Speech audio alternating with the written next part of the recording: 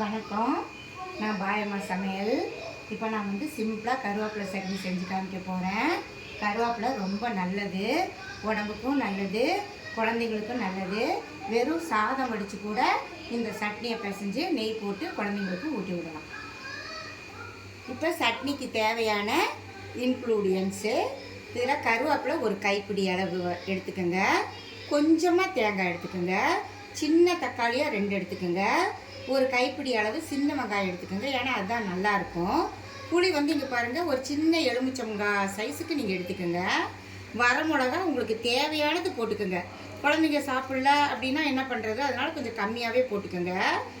ஒரு 2 அல்லது 3 பூண்டு, நான் பெருசாக இருக்கிறதுனால 2 எடுத்திருக்கேன், நீங்கள் 3 பூண்டு வச்சுக்கோங்க. சின்னதாக ஒரு இஞ்சி, இதையும் வச்சுக்கோங்க. அப்புறம் தாளிக்கிறதுக்கு அப்புறமா பார்த்துக்கலாம். இப்போது கொஞ்சமாக ஜீரகம் போட்டுக்கோங்க.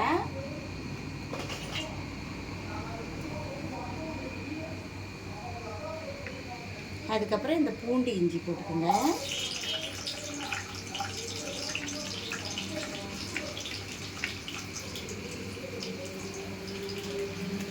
அதுக்கப்புறம் இந்த வரமிளகாய் போட்டுக்கோங்க.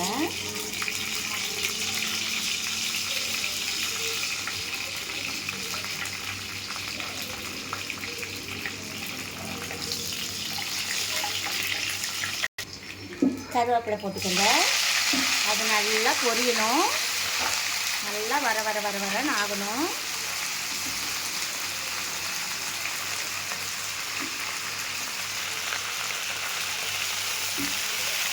நல்லா எண்ணெயில் நல்லா சுருண்டு வந்துடும். இந்த மாதிரி ஆயிரும், வர வரன்னு ஆயிரும், மொறு மொறுன்னு ஆயிரும். இதை நீங்கள் வந்து தனியாக எடுத்து வச்சுக்கோங்க. அதே எண்ணெயில் இன்னும் கொஞ்சம் எண்ணெய் இருக்கும், அதுலேயே நீங்கள் இந்த வெங்காயம் போட்டுக்கோங்க.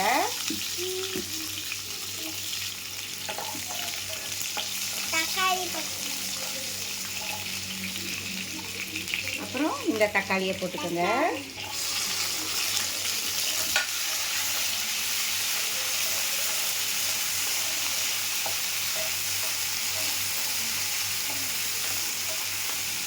கருவேப்பிலையை வீண் பண்ணிடாதீங்க, எப்போனாலும் நீங்கள் செஞ்சு சாப்பிட்லாம் கருவேப்பிலையை.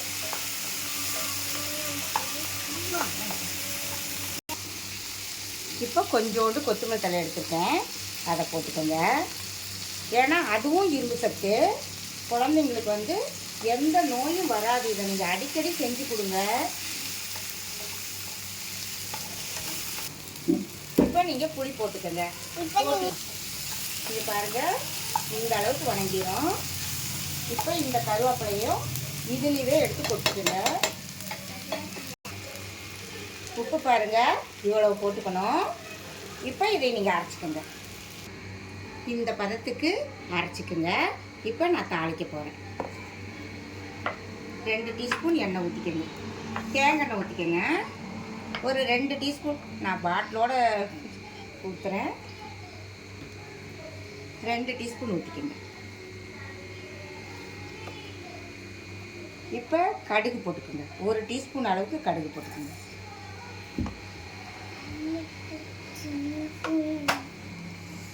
இந்த ஒருத்தர் வைக்காத. 1 டீஸ்பூனு உளுத்து, 1 டீஸ்பூனு கடலைப்பருப்பு போட்டுக்கோங்க.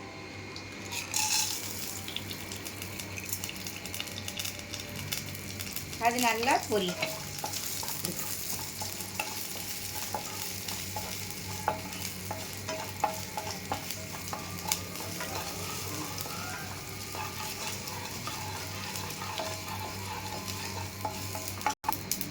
இப்போ வெங்காயம் போட்டுக்கோங்க, அப்புறம் கருவேப்பிலையும் போட்டுக்கோங்க. போட்டு நல்லா வணக்கி தாளித்து கொட்டிடுங்க. கருவேப்பிலை சட்னி ரெடி.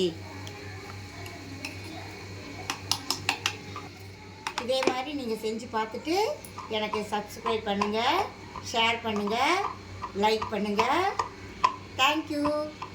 சப்ஸ்கிரைப் பண்ணுங்கள், லைக் பண்ணுங்கள், ஷேர் பண்ணுங்கள், கமெண்ட் பண்ணுங்கள், ஐயோ ஷேர் பண்ணுங்கள்.